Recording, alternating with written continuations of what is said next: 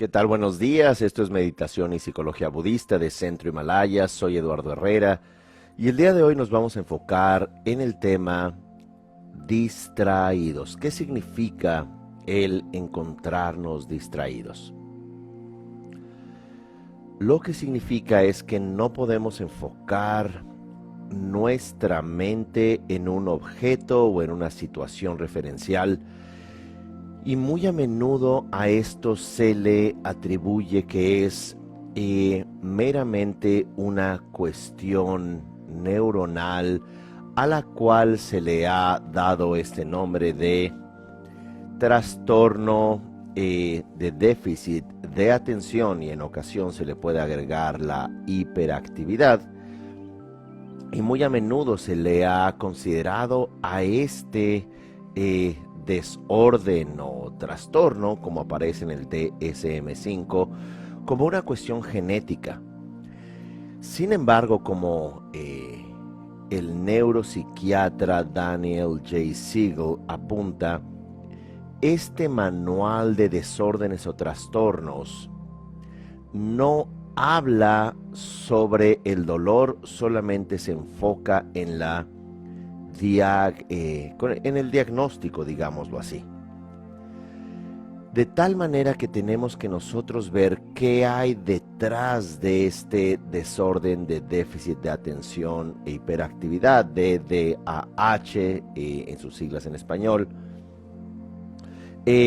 o el ADDH en inglés, el Attention Deficit Disorder and Hyperactivity. Lo que hay detrás, en términos neurológicos, es una insuficiencia en ocasiones de dopamina, y muy a menudo, como he mencionado, este neuropéptido, este neurotransmisor, está especializado en la recompensa, en la esperanza, en el entusiasmo, y que cuando carecemos ese neuropéptido, muy a menudo vamos a experimentar una pobre concentración. Ahora, si bien esto se ha demostrado una y otra vez en electroencefalogramas y magnetoencefalogramas en los cerebros de niñas, niños, bebés en general, e incluidos adultos, la manera de tratarlo parece insuficiente, apunta el psiquiatra, autor y conferencista Gabor Maté. ¿Por qué? Porque meramente diagnosticarlo y medicarlo no es una solución que hayamos visto éxito, o que se han reducido los números de este desorden o trastorno. De hecho, se dice que hasta un 10% de la población norteamericana sufre de este desorden. Se dice que los niños, de 400,000 niños que hay diagnosticados en los Estados Unidos, se encuentran medicados, y que la mitad de estos 400,000 se encuentran sobremedicados. ¿Y cómo se medica este trastorno? Bueno, se dedica con aquello llamado técnicamente antipsicóticos. Es decir, son las mismas sustancias, aunque no necesariamente la misma dosis, o con lo que se trata a un esquizofrénico, con lo que se trata a un maníaco depresivo. Y vuelvo a insistir, los resultados de estos son bastante ambiguos.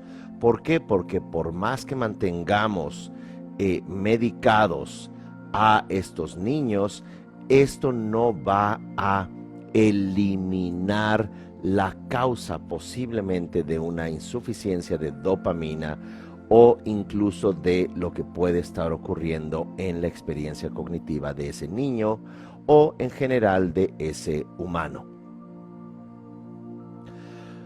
¿Qué es lo que podemos decir que ocurre detrás de un individuo con una insuficiencia de dopamina, o que sufre de este desorden de déficit de atención? Y lo que se concluye en una nueva mirada a el trastorno de déficit de atención es que hay dolor de existencia, hay una insuficiencia no únicamente de dopamina, sino de amor propio.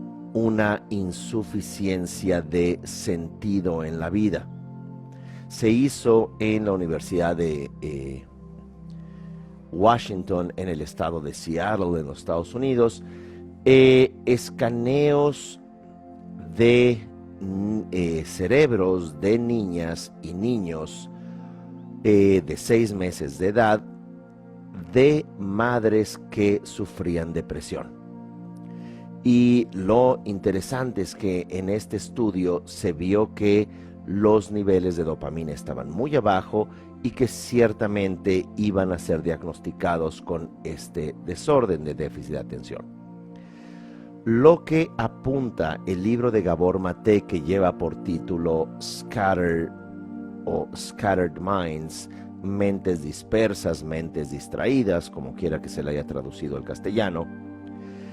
En el subtítulo del libro dice una nueva mirada a el trastorno de déficit de atención, y él mismo es un individuo que a la edad de 50 años o a partir de la edad de 50 años se autodiagnosticó y se automedicó, y luego fue corroborado por un colega suyo de sufrir este trastorno. Así que él tiene una experiencia de primera mano de cómo podemos ver este déficit de atención. Y voy a dar algunos ejemplos. Una persona que sufre de este déficit, de este desorden, normalmente está atento en algo y es fácilmente distraído. Su memoria a corto plazo es bastante pobre, de tal manera que sale de una habitación, entra a la otra y dice: ¿a qué vine acá?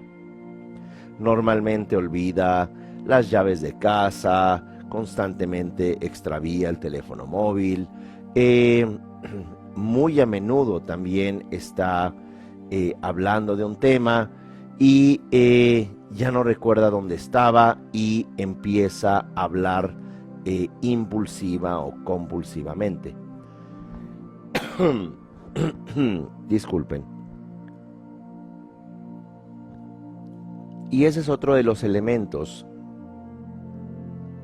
La impulsividad, cuando sufrimos este déficit, este trastorno o desorden de déficit de atención, es justamente la hiperactividad, que es un término bastante pobre para hablar de la impulsividad. Esta persona es impulsiva, puede en medio de una conversación saltar y hablar sin ningún control, está inquieta. Normalmente esta persona también tiene impulsos o trastornos obsesivos compulsivos de compras, de mirar el internet por 9, 10 horas al día, no necesariamente vinculado al trabajo, sino por distracción. Juega juegos electrónicos demás. Puede ser que haya un trastorno de ludopatía o apuestas. Una persona impulsiva es aquella que tampoco va a estar en paz. De pronto, si se siente en algún lugar o uno está en una sala de espera, por ejemplo, esta persona uno la puede notar que está con el pie moviéndolo o constantemente mordiéndose las uñas o frotándose las manos. Hoy en día ya aparentemente ya no se ve eso, porque la persona va a tener un teléfono móvil y va a estar allí apretando la pantalla o poniendo los dedos y aparentemente muy ocupado.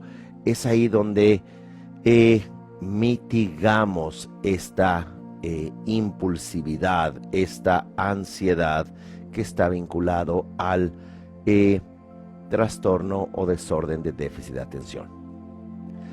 Ahora, esta nueva mirada que ofrece Gabor Maté, y al igual que Daniel J. Siegel, en donde no es en sí mismo un problema genético, no es en sí mismo meramente un problema,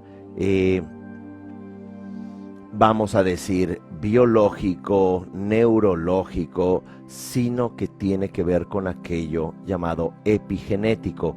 cuando las condiciones familiares de insuficiencia de amor, insuficiencia de contención, de seguridad, de protección, están allí, es bastante fácil que esta pequeña o pequeño inmediatamente entren en esa insuficiencia de dopamina, esa falta de afecto. ¿Por qué? Porque cuando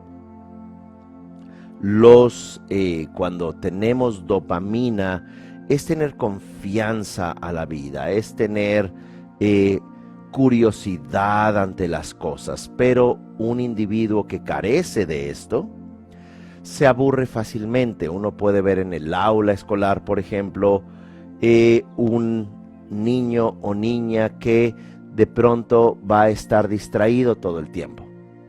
A veces, en el caso de varones, niños varones, pueden ser muy impulsivos o pueden ser muy inquietos, y a menudo, y esto no está estereotipado o escrito sobre piedra porque puede, por supuesto, variar, pero muy a menudo las pequeñas se pueden mantener más tranquilas con la mirada en la clase, pero no están allí, están completamente desconectadas del momento presente.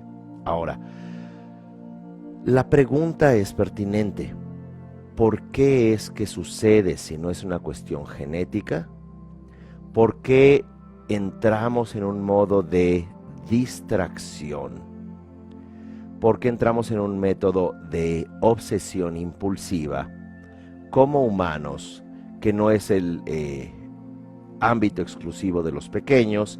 De hecho, se sufre de este desorden desde la infancia hasta la senectud.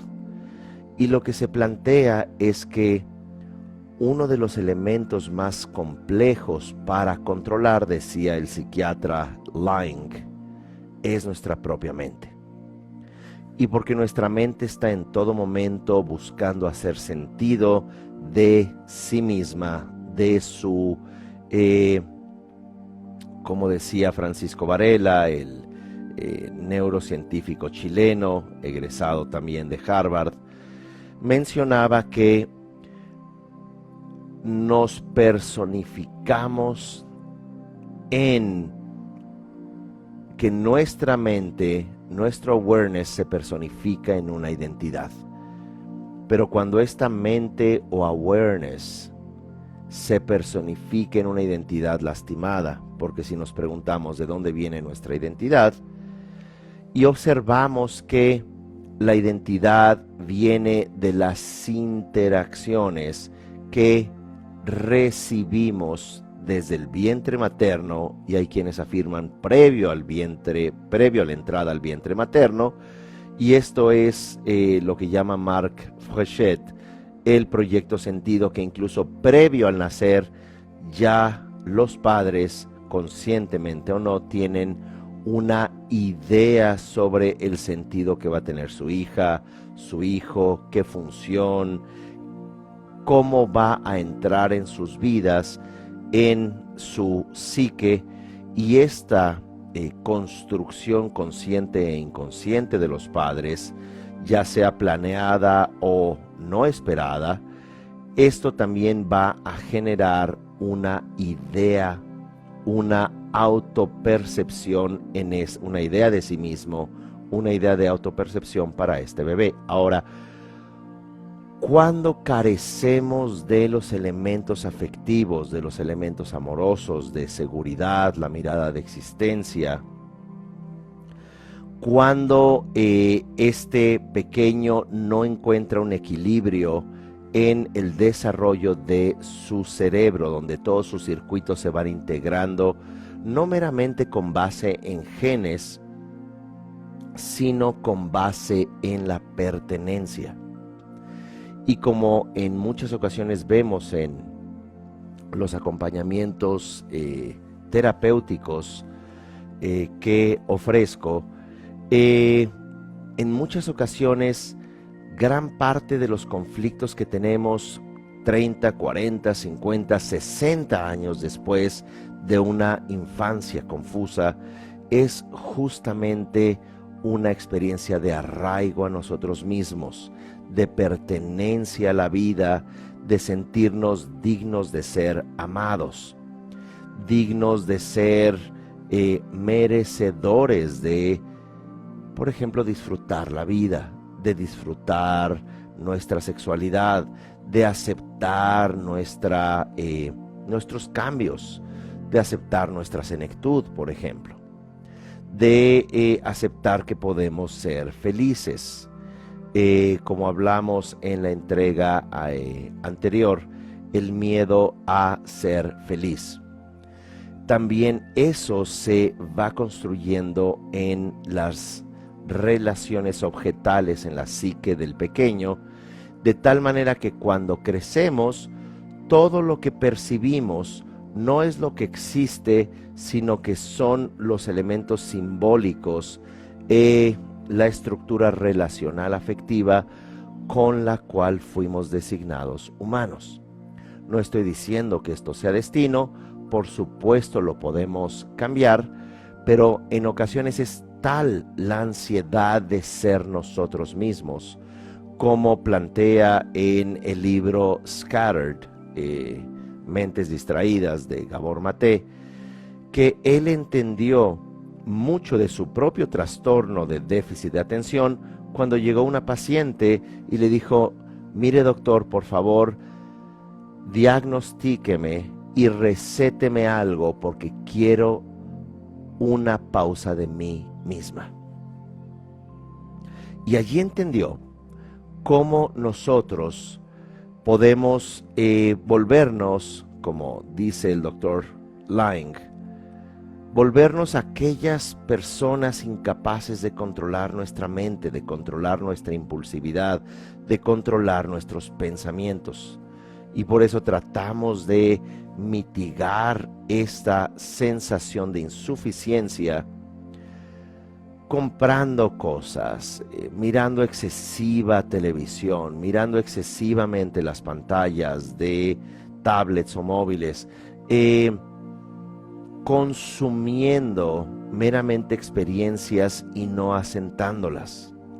El no tener la capacidad de disfrutar.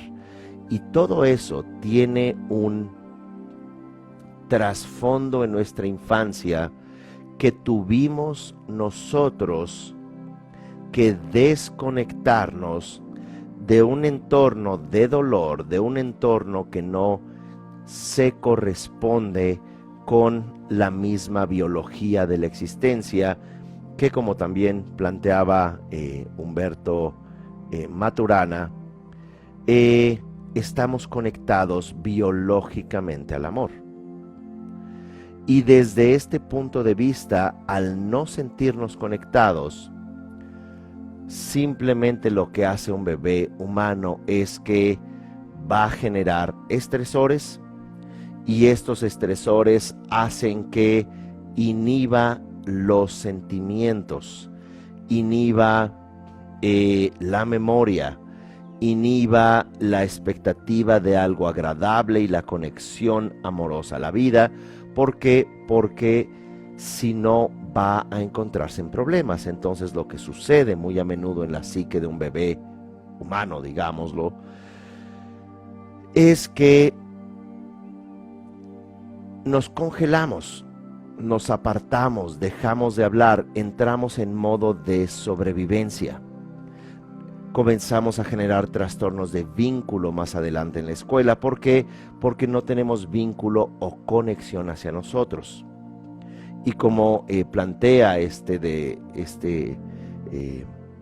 neurocientífico, uno de los padres de la neurociencia moderna, Antonio Damasio, las conexiones internas son las que van a repercutir en las conexiones externas, y esto refiriéndose a las conexiones sinápticas en el cerebro del pequeño. De tal suerte que en esta entrega que lleva por título Distraídos, pudiéramos argumentar desde una perspectiva de la psicología budista, todos los humanos padecemos de una u otra forma de este desorden de déficit de atención y de alguna manera también impulsividad. podríamos llamarle hiperactividad, pero somos ciertamente impulsivos. Como una persona mencionaba, si tuviera el dinero y el tiempo, impulsivamente compraría el mundo. ¿Por qué? Porque queremos comernos el mundo a puños. ¿Por qué? Porque una sociedad que nos dice que no somos suficientes, que hemos crecido en una familia muy a menudo donde no hay suficiencia de amor, donde no hay autopercepción, donde no hay muy a menudo la apertura para hablar y tratar las dificultades que puedan existir, donde los padres, al tener hijos, parece que se desconectan del propio sentido de su existencia y se enfocan en los hijos únicamente, olvidándose de sí mismos y como pareja. Y por otro lado, usan su insatisfacción de vida que ya venía de fábrica de cada uno de ellos para que digan, bueno, pues me voy a enfocar en hacer perfectos a mis hijos o en hacer perfecta a mi pareja por medio de corregirla o luchar. Y ciertamente este defecto de fábrica de infancia de cada uno de los cónyuges se va a repetir como un ciclo en los pequeños. ¿Por qué? Porque de la insuficiencia de amor no se les da amor a los hijos, solo se les da una ansiedad de fingir, una ansiedad de hacer felices a los padres, porque claramente notan una idea de que el amor es sacrificio y que debes de desconectarte de tu sentimiento por los demás. Y es allí donde entramos en estas dicotomías o entramos en estas contradicciones, desde donde mantenemos un estado simulado por un tiempo y luego caemos en adicciones como el alcoholismo, el tabaquismo, la ludopatía, o bien simplemente ya nuestro cuerpo dice no más y comenzamos a sintomatizar la profunda desconexión que tenemos.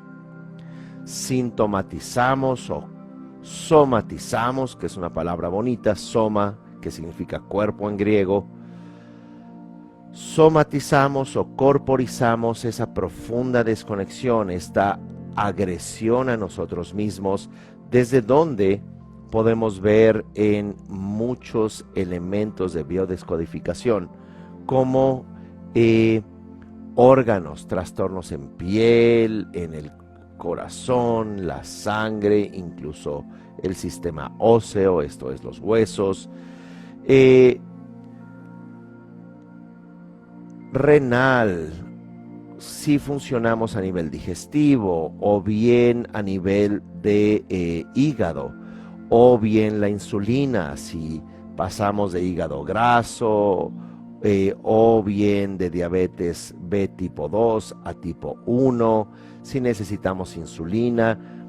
¿Qué es lo que nos dice en términos afectivos? Y ciertamente, con estudios muy bien fundamentados, nos muestra cómo más del 97%, como argumentan médicos epigenéticos, entre ellos el doctor Bruce Lipton, nos plantea que un escaso porcentaje de las enfermedades son genéticas, pero habla de menos de un 2%, y que el resto son epigenéticas.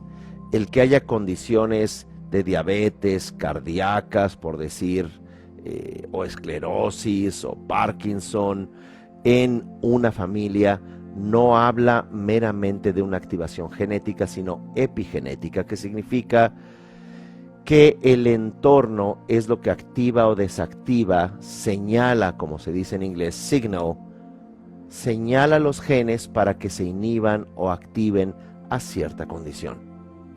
Y que cuando nosotros tenemos una desconexión profunda en términos de amor o en términos de agresión o en términos de secretos familiares que no faltan. Creo que los secretos sobran, o más bien falta la información, sobran los secretos.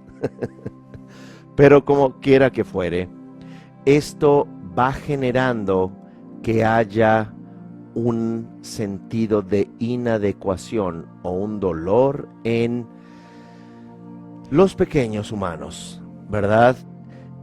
¿Por qué? Porque el dolor relacional, el dolor del núcleo familiar, se encuentra en la estructura inconsciente del pequeño, que lo absorbe desde sus neuronas, no únicamente las de la cabeza, sino las neuronas del corazón, en el pericardio, las neuronas del estómago, en el mesenterio, y estas neuronas tienen que ver con la intuición y tienen que ver con la conexión al entorno. Particularmente funcionan desde el vientre materno y en los primeros años para, dicho de una forma coloquial, escanear el lugar para darnos cuenta si es un lugar seguro, si es un lugar donde vale la pena vivir. Pero como ya hemos nacido, al notar que este es un lugar riesgoso, donde no podemos expresar los sentimientos, ni siquiera llorar. ¿Por qué? Porque papá y mamá se encuentran en sus propias luchas internas. ¿Qué puede tener todo esto que ver con el déficit o el desorden del déficit de atención e impulsividad, hiperactividad? Todo que ver. Por el hecho que cuando no nos sentimos suficientes, cuando no nos sentimos adecuados, es cuando comenzamos a, dopaminas o no, a pensar, esto no vale la pena, me duele más mi existencia que estar atendiendo una fórmula matemática en la pizarra. O bien, hoy en día en la pantalla de la tablet, cuando están las clases virtuales, como quiera que fuere, y más aún que cuando tú puedes estar allí como estudiante en la clase virtual, en el home school, la escuela desde casa. Todos lo sabemos. Ponen allí nada más la foto de que están escuchando y de pronto están mirando el teléfono móvil o están distraídos haciendo otra cosa, o aunque tengan los ojos en la pantalla y el maestro o la maestra pueda estar cerciorándose que le escuchan, en realidad lo que pasa en la mente de cada estudiante es más importante para ellos, como para cualquier ser humano, su estructura emocional, y lo que le da al ser humano esta apertura a la vida es la estructura emocional, la referencia de sí mismo en todo momento. Eso es algo que discutimos en nuestros talleres, al igual que en los diplomados. Que a propósito quiero invitarles a tres cosas. Primero que nada, los diplomados de Centro Himalaya, la promoción 2021-2022, va a iniciar en septiembre y son diplomados con una duración de 10 módulos. Es un módulo al mes, ¿verdad? Un día a la semana, cada clase es de 2 horas y media y 4 clases hacen un módulo. De tal manera que estaríamos hablando de 100 horas de formación de psicología budista. Pueden tomar enteramente en línea estos diplomados. Pueden también verlos de manera diferida grabados o en vivo desde Centro Himalaya. Tenemos en septiembre el inicio de psicología budista, donde tenemos toda una discusión y reflexión con las diferentes disciplinas terapéuticas occidentales, hallazgos neurocientíficos, el diálogo que establecen los budistas con las ciencias, particularmente la neurociencia, encabezados, por ejemplo, por el Dalai Lama, que habla con neurocientíficos, que habla con líderes de opinión de primer orden, y todos estos hallazgos y publicaciones se vuelven muy importantes en nuestras reflexiones con la ciencia contemplativa de más de 2000 2.500 o casi 2.600 años, evocados por la ciencia interior que conforma la psicología budista. Este es el primer diplomado. El segundo es Tanatología Tibetana, basado en el libro tibetano de los muertos. Y tanatología significa el bien morir, el arte del bien morir de acuerdo a la comprensión indotibetana o budista indotibetana, desde donde es una psicología profunda para entender que vamos a sanar nuestra vida mediante la comprensión de nuestra mente durante la vida, en los momentos antes de morir y posterior a ello, que es lo que se llaman los estados de bardo, los estados intermedios en la experiencia del morir. Bueno, esa es la segunda invitación. La tercera invitación es invitarlos esta semana al taller, al seminario que se llama Maneja tu ansiedad. En relación a este tema, distraídos, también se encuentra la ansiedad. Nos encontramos sumamente ansiosos de existir. Y este es un taller de 6 horas, empieza el jueves 3 de junio. Si acaso estás escuchando esta entrega posterior, ya sea a este año 2021 incluso, porque como saben estamos en Spotify, en YouTube, en los podcasts de Apple, de Google.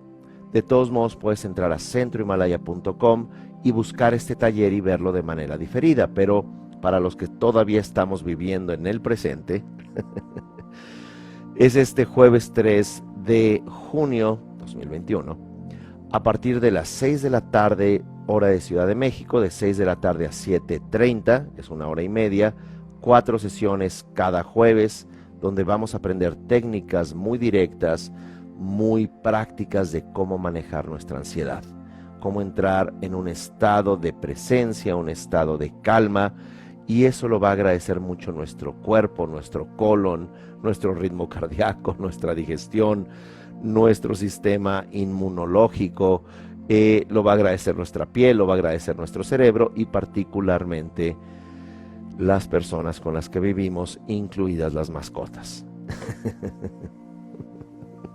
Por favor, ya denle un curso a esta persona. Bueno, como quiera que fuere, son esas 3 las invitaciones. Ya les haremos otras invitaciones más adelante. Así que vamos a explorar una propuesta, una reflexión respecto a nuestra naturaleza distraída de la existencia a través de 5 puntos. El primer punto es la confianza, el segundo es la compasión, el tercero es la calma, el cuarto punto es la curiosidad y el quinto se llama contentamiento. Así que vamos al primer punto. El primero se llama confianza. Debemos de entrenar a tener confianza en todo momento. Sé que tenemos, como se ha tratado de argumentar en esta entrega, tenemos constantemente un estado de ansiedad. ¿Por qué? Porque nos sentimos que no valemos la pena, o bien que el mundo no vale la pena, o bien tenemos malos hábitos, algo así como voy a ordenar ahora mi habitación, o voy a leer ese libro que he comprado, pero no nos tenemos confianza y en ese momento comenzamos a procrastinar.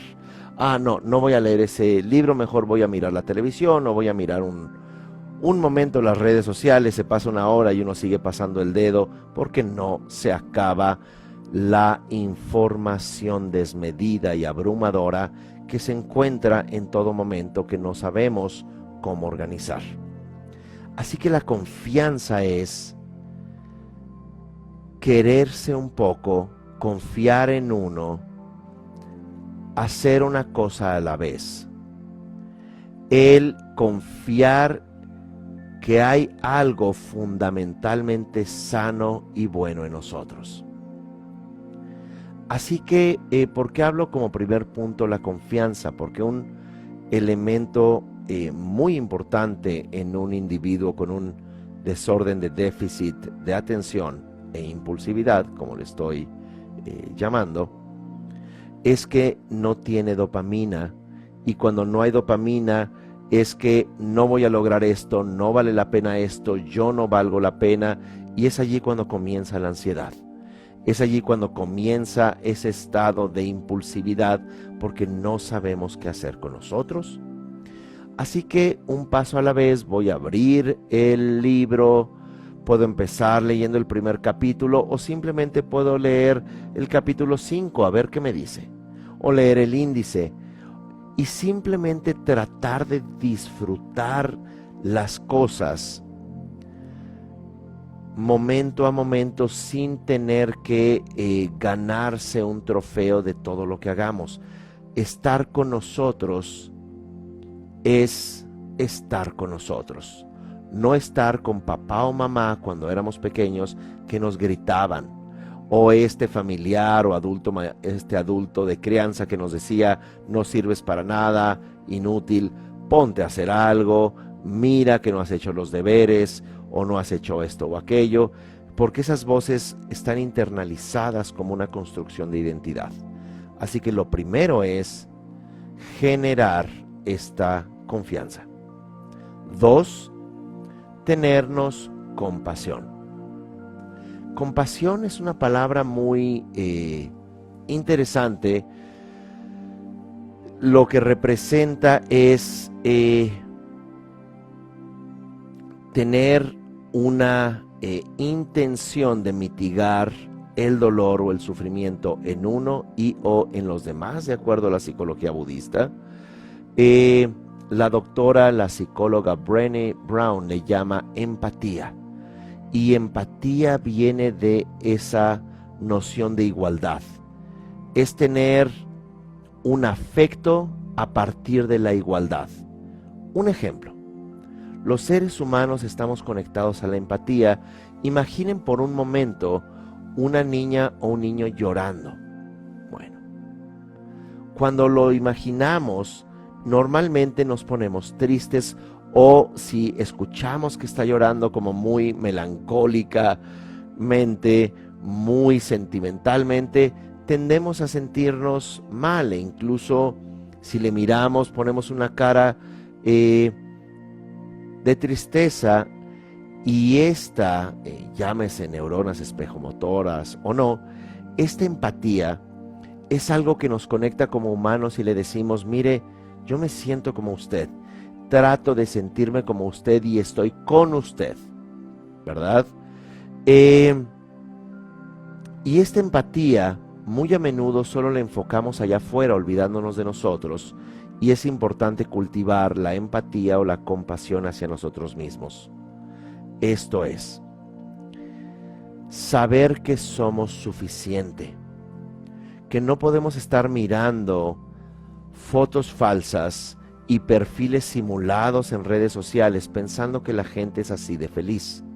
Si la vemos todo el tiempo sonriendo, no está sonriendo, ¿verdad? Solo jala los músculos de la boca. ¿Por qué? Porque va a sacarse otra foto para publicar, porque ya le entró el síndrome de abstinencia de likes, de me gusta.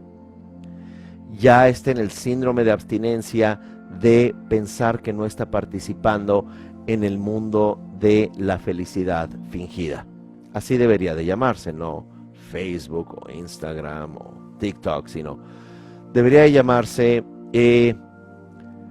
mundo de la felicidad fingida. Perfil fingido.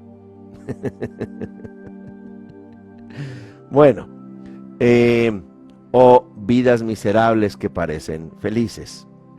Bueno, ya sacaremos el título de la app. Como quiera que fuere, se vuelve muy importante tener compasión, que si no tenemos ese cuerpo perfecto, si no tenemos esos millones de dólares que se debería de tener, si no tenemos esa fama y esos millones de seguidores, y si no tenemos a estos, y si no nos volvemos influencers, ¿verdad? ¿qué sentido puede tener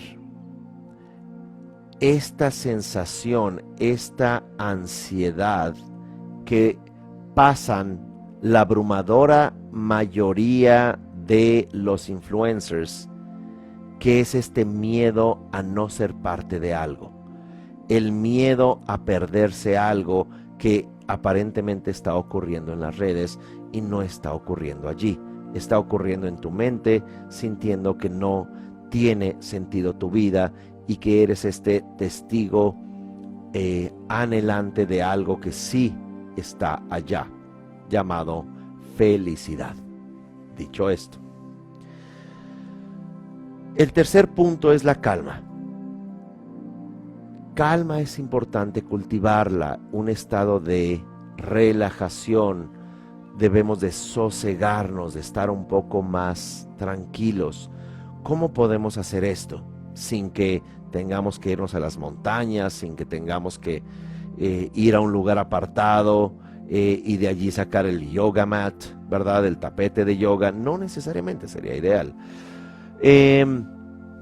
Pero sí podemos, al menos 1 hora al día, poner el teléfono móvil y cualquier conexión al mundo en pausa.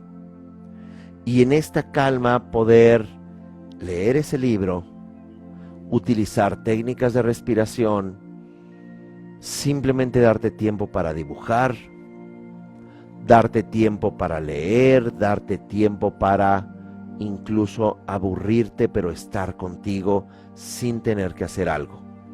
Simplemente entra en este estado de calma, este estado de estar en ti, sin la impulsividad de que tengas que hacer algo todo el tiempo, mirar pantallas o incluso estar con algo de trabajo. También tiene que haber un momento donde le digamos a nuestro cuerpo, todo está en calma. Un trabajólico, un familiólico, un alcohólico, un compraólico, solo por mencionar una muy breve lista de trastornos obsesivos, trastornos adictivos,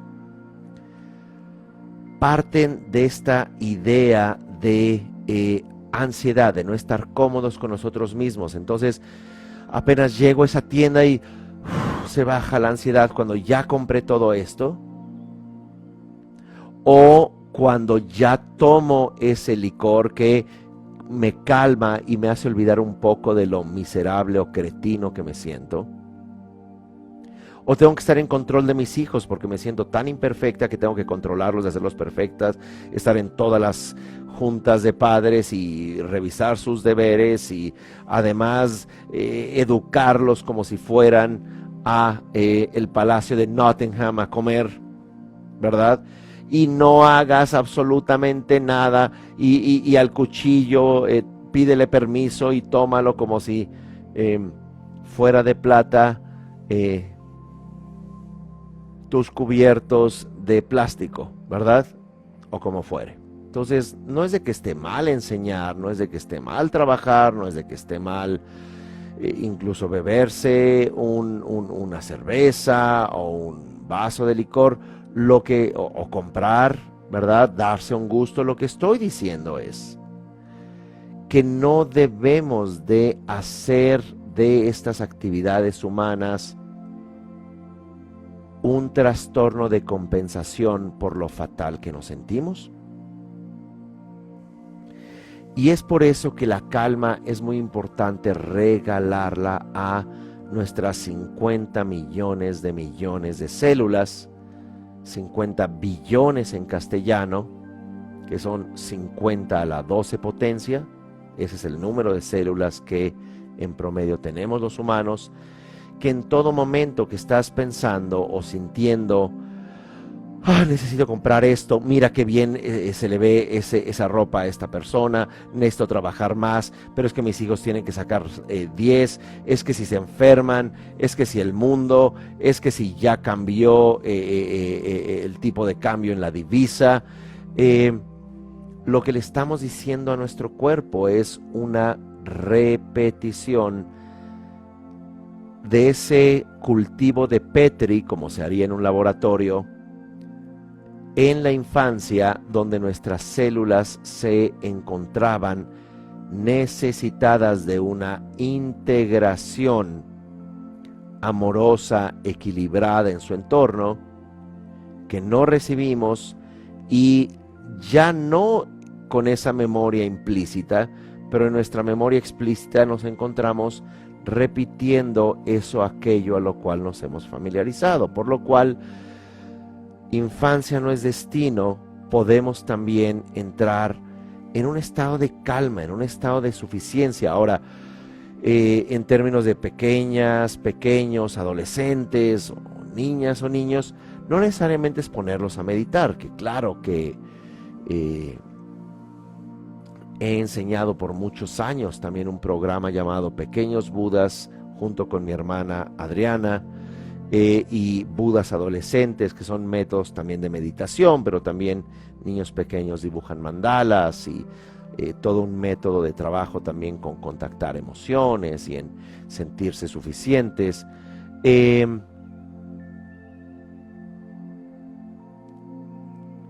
Se puede enseñar a meditar, pero también se puede enseñar a hacer manualidades, a pintar, a estar disfrutando algo a lo cual ellos también se sientan capaces de hacer, de construir, de colorear, no meramente es un deporte, porque a veces la gente o los padres dicen que haga artes marciales, que haga badminton, que haga tenis, que haga... Y luego los padres se obsesionan, tienes que ser mejor, y están gritando en la tribuna cuando hay un torneo de pequeños que parece que se están jugando la vida, y los padres de los pobres niños tensos. A veces sería bueno que nacieran los hijos sin los padres, pero bueno, no es muy a nivel de causa y efecto, no es muy práctico, lo digo en broma. Pero es que ciertamente a veces pobres, cargando los secretos, las ansiedades, las depresiones, y hija, hijo, es que sin ti mi vida no tendría sentido. Les lanzas el mundo a estos pequeños. Yo sin ustedes ya me hubiera muerto. Entonces el pobre niño dice, bueno, y ahora tengo que cargar la vida de mi mamá o papá. Bueno, bueno, perdón, es que estoy ahora un poco de buen humor.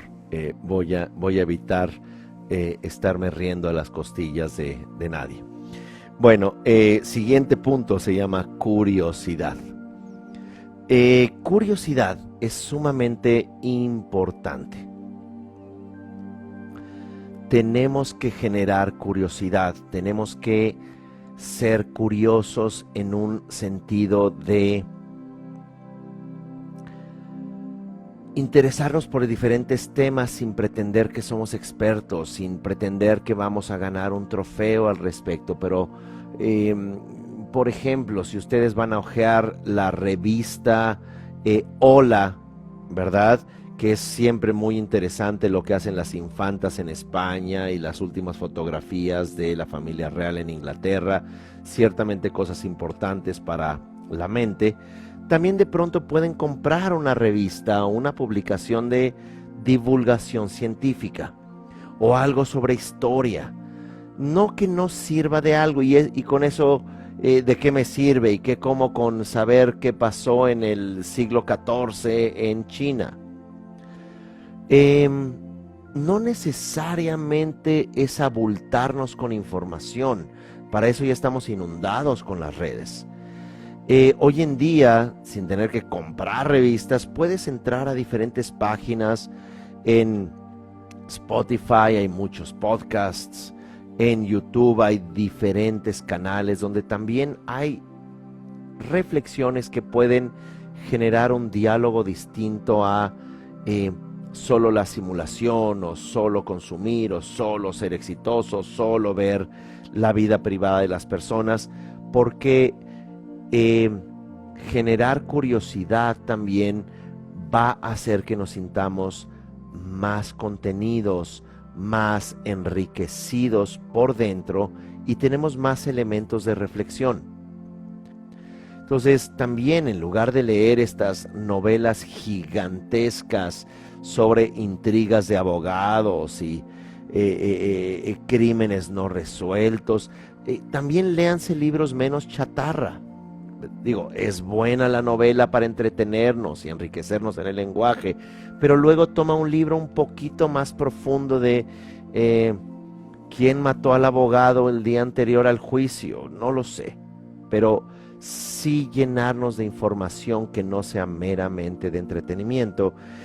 Hay que tener curiosidad por la vida, por nuestro cuerpo, no meramente esperar a que el médico diga, mire, lo que usted tiene es este nombre complicado y le voy a dar este nombre de la medicina complicada y son 3 pastillas al día con alimentos, sino investigar qué tenemos, ver en internet, ver alternativas respecto a nuestra enfermedad, otras formas de verlo, otras miradas a lo que podamos tener, interesarse por alimentarnos mejor, por cómo podemos mantener un cuerpo o una mente o un cerebro más sanos. Bien. Y el último punto es el contentamiento. Contentamiento no es,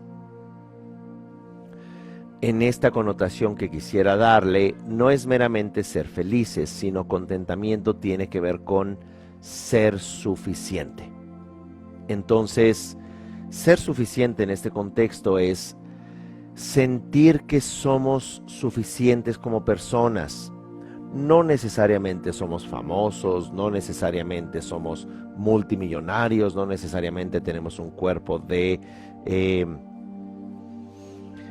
certamen de belleza, ¿verdad? Pero sí somos nosotros, y nosotros somos los que nos tenemos que acompañar 24 horas al día hasta el fin de nuestros días. Así que tenemos que aprender a aceptarnos y ser suficiente en todas las facetas de nuestra vida. No hablar de lo populares que éramos años atrás, no hablar de lo atractivas o atractivos que fuimos años atrás, no hablar de cuán prósperos económicamente fuimos, sino aceptarnos en nuestra situación actual. Incluso preguntarnos que si eso que nos duele tanto del pasado no será un aprendizaje amoroso que tenemos que integrar. De tal manera que estos 5 puntos como una propuesta para trabajar con el desorden de déficit de atención e impulsividad o hiperactividad, como le quieran llamar, la confianza se vuelve importante. 2, la compasión. 3, la calma. 4, la curiosidad. 5, el contentamiento. Y mediante esta forma de crear un entorno saludable, un entorno seguro en y con nosotros, cierro esta entrega diciendo: debemos procurar ser nuestra mejor compañía, nuestra mejor consejera, nuestra mejor maestra. Bueno, esto en términos de la mente. Gracias, nos vemos entonces la próxima semana. Que estén muy bien. Hasta pronto.